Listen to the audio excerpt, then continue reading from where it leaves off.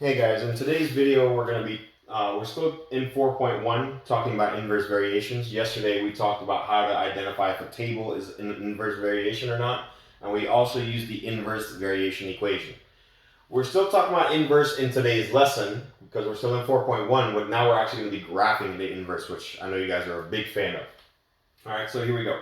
Before I show you guys how to graph, let's talk about the necessary information that we need over here on the right side of the board. This is what they call the parent function, as in the original function. Later on in this lesson, it will be different from this, which we'll talk about later on down the road. But let's talk about this one for now. These two dotted lines over here are both called asymptotes. You've got two of them, okay? This one over here is called the horizontal asymptote.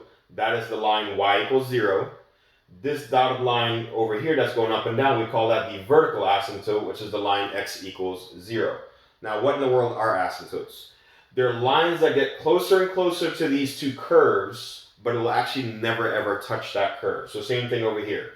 These two dotted lines, it seems that they're getting closer and closer to this curve on both ends, but again, it will never actually touch that curve. Okay? Now, as far as these 2 points go that I have in this graph, how in the world did I get those 2 points? I chose some x values to plug in order to solve for the y value. So in order to get this point, what I did is I plugged in 1 for x, and when I plugged in 1 for x, I got 1 divided by 1. That means my y value is also a 1. This one down here, I plugged in negative 1 for x, and when you plug in negative 1, you get 1 divided by negative 1, which is still negative 1 for your y value. So that's how I got those 2 points. Will those 2 points always be the same? No, it won't. That depends on this number up top, which you'll see in my first example for part A. All right? So in order to graph this, let's first talk about the asymptotes again. Normally, your asymptote should always be around on the y-axis and also on the x-axis, unless you have a number next to x called the h value and a number beside the fraction called the k value. If you do have numbers in these two spots, that means that these two will no longer be your asymptotes, okay? But if you look at my example, I don't see a number next to x called the h value. I also don't see a number next to the fraction called the k value. Well, without the h and the k value, your asymptotes, these two asymptotes will always remain the same. So basically, any equation that doesn't have an h or k value is centered around 0, 0, the origin. So before I even start graphing, the first thing I'm going to do is go ahead and graph my asymptotes. So again, because there's no h and k value, I can go ahead and assume that your vertical asymptote, this thing down here, let's call that VA, is x equals 0 still. That didn't change. And your horizontal asymptote, this one down here, let's call that HA, is still y equals 0. Okay, so they didn't change because I don't have an h or a k value, which you will later on. I believe in part, this is part A, I believe in part B when we get there. Okay? Now, in order to have a good idea of what the curves look like, go ahead and make what they call a T-chart and pick some x values. Now, be careful which x values you pick, because if you notice, if you look at my graph, it looks like I have a curve on the positive side of your x. I also have the curve on the negative side of your x. What that tells you is that you should probably pick some positives and some negatives. I'm actually going to pick more than one x value, just so you guys can get a good idea of what that graph should look like. So let's pick 2. Now, I'm going to pick 1 and 2. I'm also going to pick negative 1 and negative 2 for my left side of the curve. I specifically pick these numbers because I know that 1 goes into 2. I also know that 2 goes into 2. So be smart about what numbers you pick. Let's say this 2 was a 3 instead. Then I would have picked 1 and 3 because I know that 1 and 3 both go into 3, right?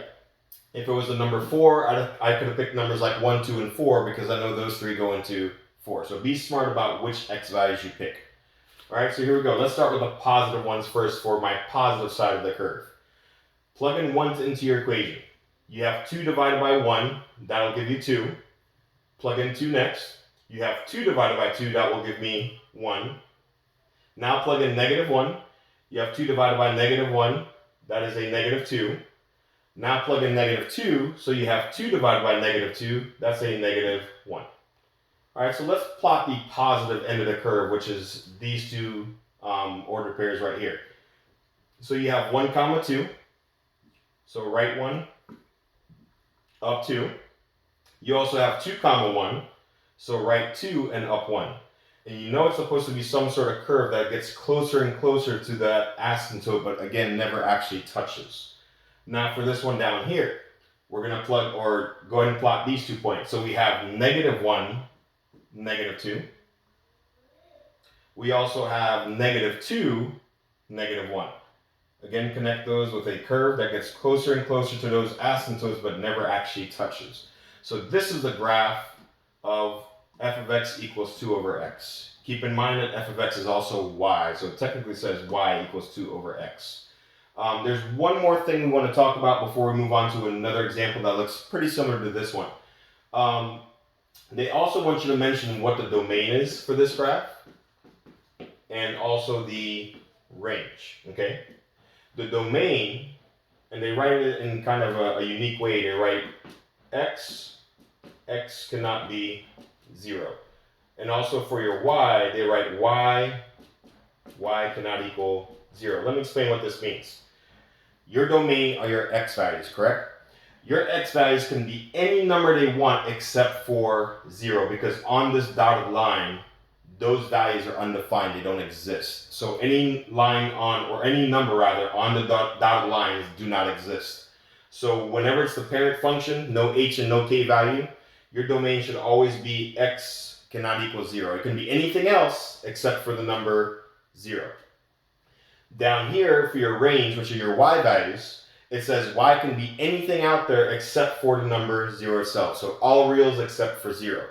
The way you specifically read this, it says for all of x cannot be equal to 0. For all of your y's cannot be equal to 0. So anything but 0 itself.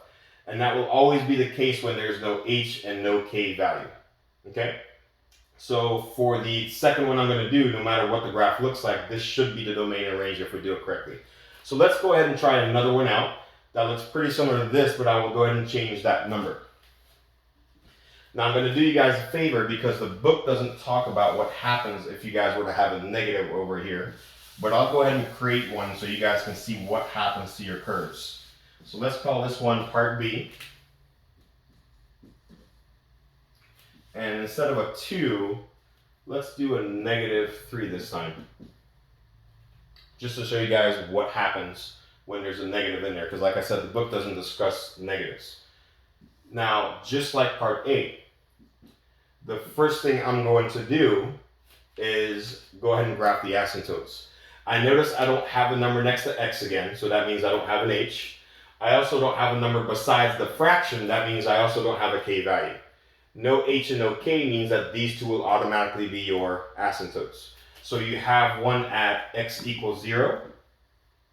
We call that the vertical asymptote again. You also have one on y equals 0, and we call that one the horizontal asymptote. So you got your vertical, horizontal. Didn't change because we didn't have an h or a k value, which you will have in example 5, which we'll talk about in the next video. Now, again, in order to get a good idea of where your curves are and what they look like, I'm going to go ahead and pick some x values again. Now, this time, unlike part A, I'm not going to pick 1 and 2, because even though 1 goes into 3, 2 doesn't go into 3, does it? So for my positive side, I'm going to pick positive 1 and 3. Why? Because both of these go into 3. As in, you can take -3 and divide it by 1. You can also take -3 and divide it by 3. So I'm picking nice numbers on purpose that go into that number. For the negative sides, let's do the same one, but the negative version. Let's do -1 and -3. So let's do the positive side first. Let's plug in 1. You have -3 divided by that 1. That will give us -3 still. You have -3 divided by the next one, which is 3. Well, -3 divided by 3, that gives us -1. All right, now let's plug in -1. You have -3 divided by -1. That's a positive 3. And then for the last one, plug in -3. You've got -3 divided by -3. That's a positive 1. So let's plot these two first for our positive side, and then we'll plot these two on the bottom for our negative side. So plug in the top ones. or plot the top ones rather. You have 1 comma negative 3, so that means right 1 and down 3. Second point, 3 comma negative 1, so right 3 and down 1. So there's your first curve. If you wanted to be sure of what this graph looks like, if you want more accuracy to your graph, you can always plot, instead of 4 points, you could do 6 points, 3 for positives and 3 for negatives. Most teachers will tell you that you need at least 3 points in order to get a good idea of what that curve looks like. All right, now that's the positive side. Now for our negative side, we've got negative 1 comma 3, so left 1 and up 3. You've also got negative 3 comma 1, which is, let's see, left 3 and up 1. So connect those two, and those are your two curves. Now, if you guys notice, it looks different from my parent function, doesn't it?